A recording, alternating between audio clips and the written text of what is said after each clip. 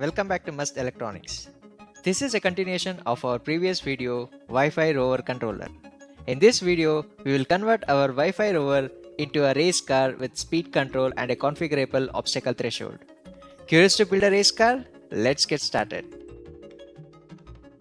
In the previous video, we saw how to build a Wi-Fi rover from scratch and demonstrated how to move the rover forward, backward, left, right and stop over Wi-Fi. If you haven't watched that video, please check it out by tapping the link available on the top right corner. Hope you have seen that video. Let's continue. First, let's control the speed. Currently, E1 and E2 are connected to the 3.3 volt pin of NodeMCU. We need to connect them to D8 to control the speed. I'll remove the screws to make the connection.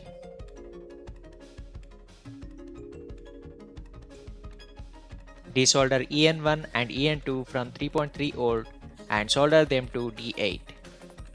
That's all for the hardware connection. Let me put the screws back.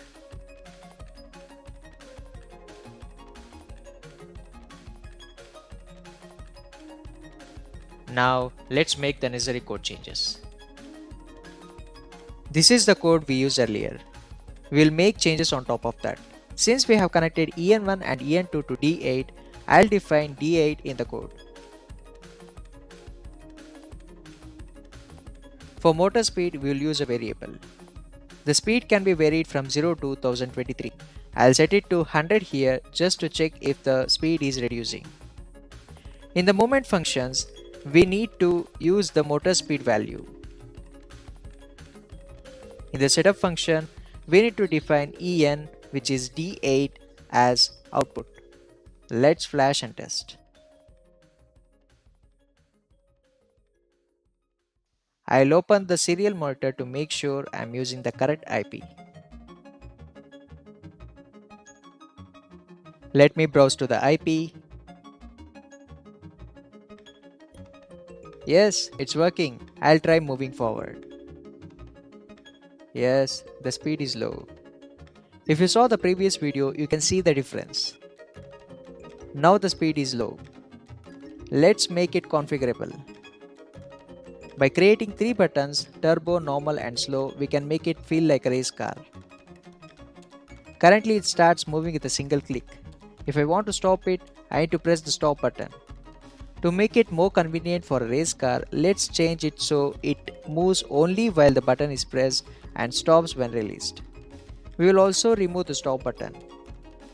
The obstacle threshold is currently hard-coded at 10 cm. We will make that configurable too. Let's code these enhancements. The code is available on GitHub. Let's download and use it to save time. Here you can find the basic version from the previous video in the Wi-Fi Rover Control folder and the enhanced version we are working on now in the Wi-Fi Rover Control Enhanced folder.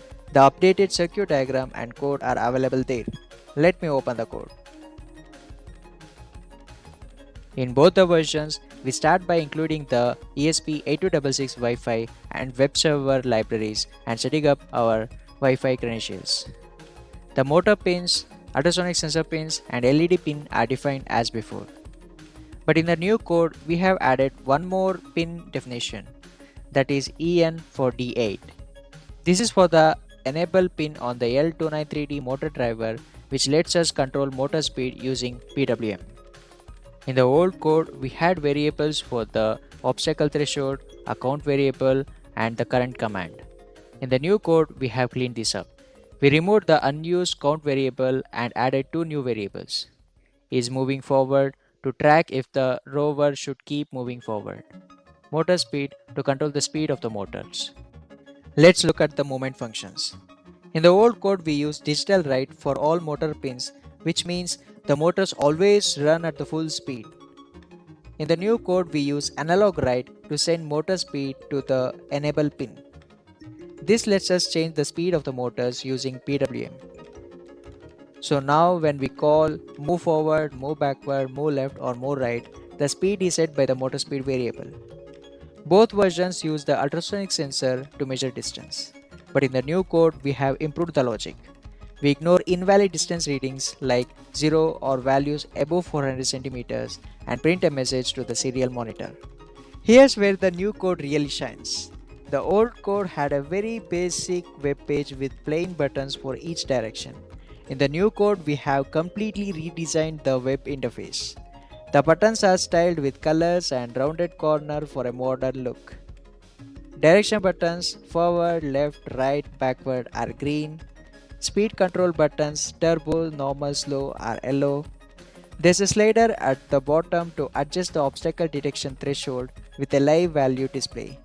The obstacle threshold is now adjustable from the web interface instead of being hard-coded.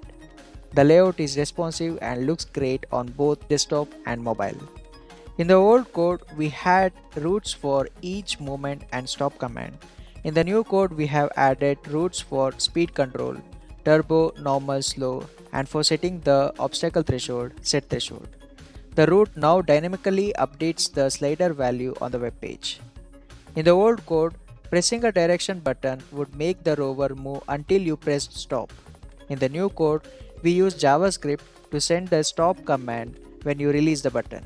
So the rover only moves while you are pressing.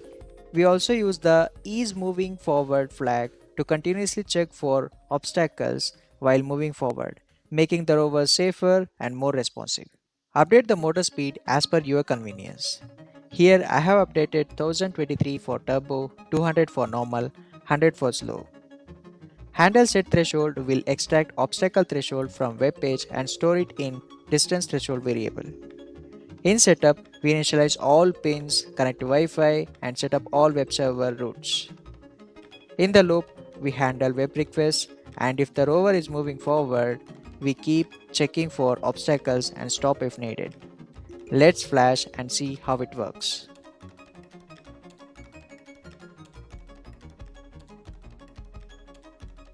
Let the IP connect. Wow, now the web page looks awesome. Let me try moving forward. This is nice. It's moving only when I press. Let me try other buttons. Let's try the speed controls. I'll try slow. Yes, it's moving slow.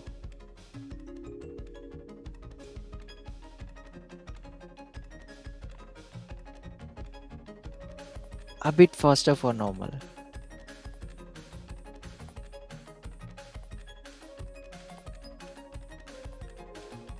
For turbo, it's even faster. Nice.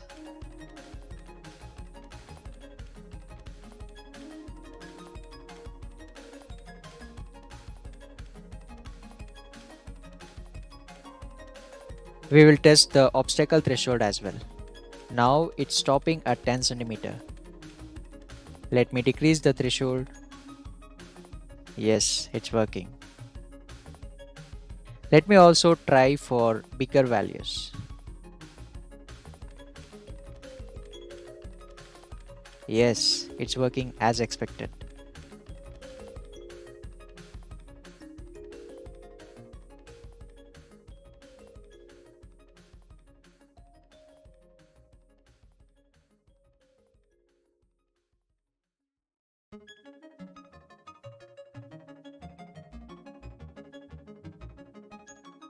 Now with the car, the circuits are visible. What if we cover it with an outfit to make it look like a car?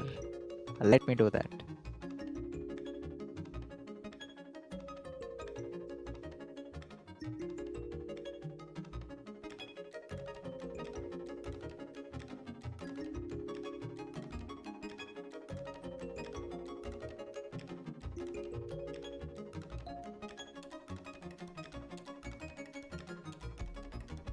How does it look now?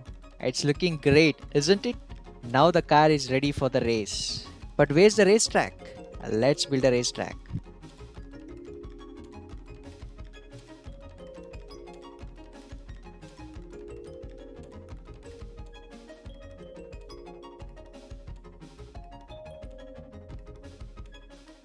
Superb! The racetrack is ready. Let's start then.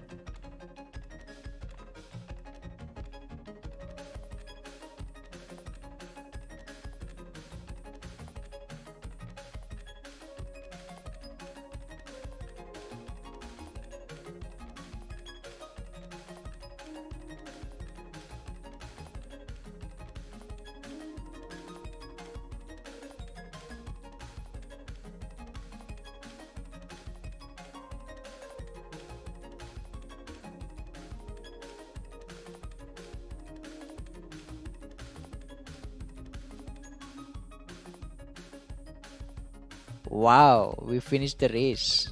This is really an awesome experience building our own car and racing it on a track. That's all for now.